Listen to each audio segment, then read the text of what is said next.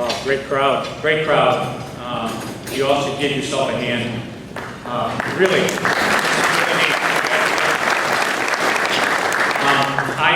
I've been down there a number of times for some of these banquets, and in some cases it was a little embarrassing that we have only 35 or 40 people at some of these things. This is fantastic. I understand there were over 250 people here. That's fantastic.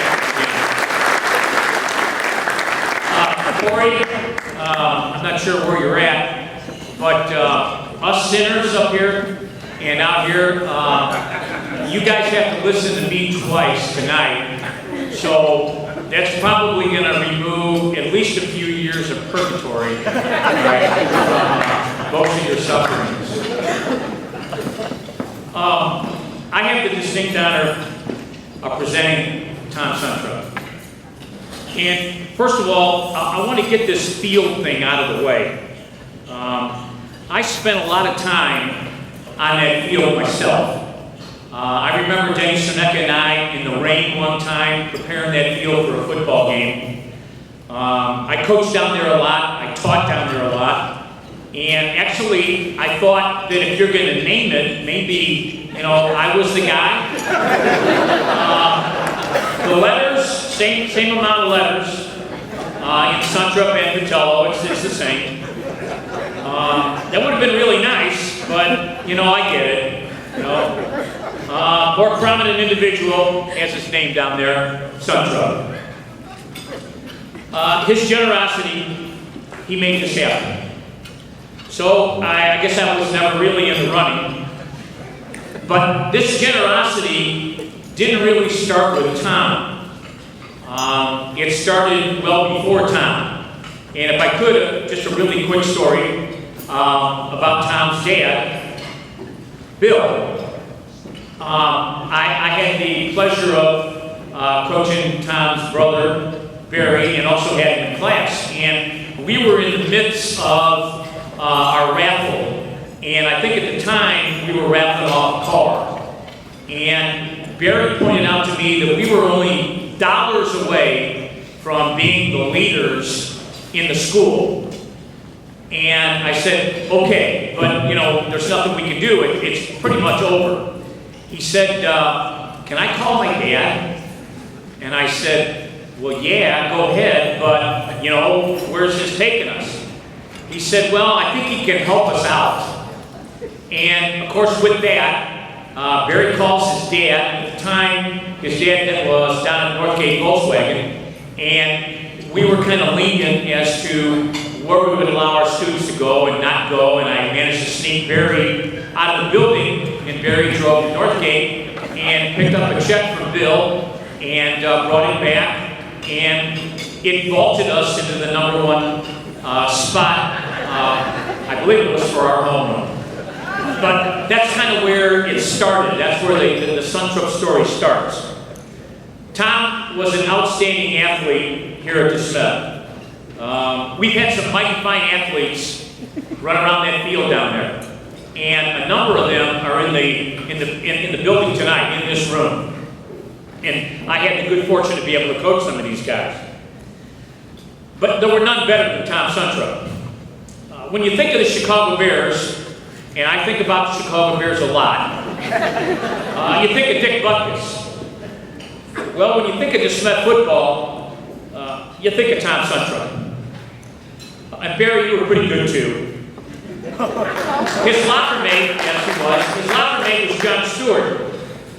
John could never put anything in the locker because the locker was totally full with recruiting letters for Tom.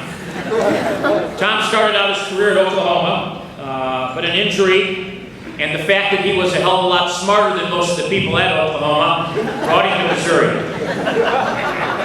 And at Missouri, he finished his football career. After graduation, Tom worked several jobs before joining the family business, and I believe that was with his dad up at Northgate Volkswagen. Tom quickly established dealerships in West County, Westport, and St. Peters. If you turn on your radio at just about any time of the day and listen to any station, you'll hear something about the Suntrup automotive family. They are giants in that industry. Tom's dealership employs over 300 people. But for Tom and his wife Lisa, it's not just about cars. This husband and wife team are involved with the juvenile diabetes research, the Covenant House, the St. Louis Post-Dispatch 180 class cases, and the Kirkwood and DeSmet Drive for Your School promotion. Tom has been an active sponsor for the Tradition Golf Tournament for a number of years, as well as being a member of the Black Robe Society. Every time I entered the AD's office, I would see Tom's name in a plaque sponsoring that office. For one close friend, Tom was the engine that drove their friendship to new heights. He described Tom as still the same unassuming guy with a big heart, but still the drive to compete, diligent, and taking a tremendous amount of pride in his work, but yet still humble and easygoing. Bill and Mary, I know where you got all that from. Barry described Tom as a mama's boy.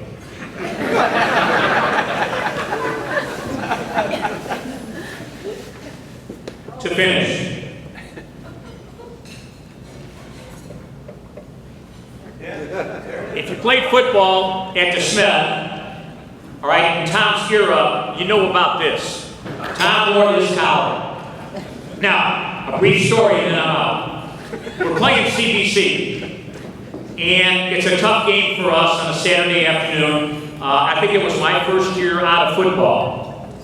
And I'm on top of the press box, so I got a real good view of this whole thing. And like I said, it wasn't going very well for DeSmet on that particular afternoon.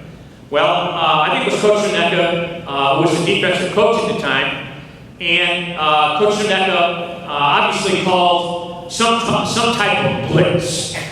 And I know Tom really enjoyed that blitz. And with that, just before the ball was snapped, Tom took off from his middle linebacking position. And his timing was not real good.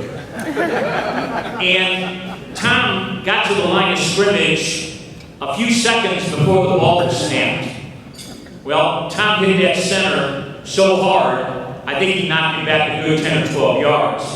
Now, there was an immediate hush over the stadium. And again, being on top of the press box, I could kind of, nothing's going on here. Everybody trying to figure out what's going on. I'm sure all the CBC people think, here's a frustrated athlete, taking it out on one of our guys because, we're kicking their rear ends, on their home field. But most of us, and I'm sure the CBC people knew this too, if they knew Tom, never would even think about playing this way.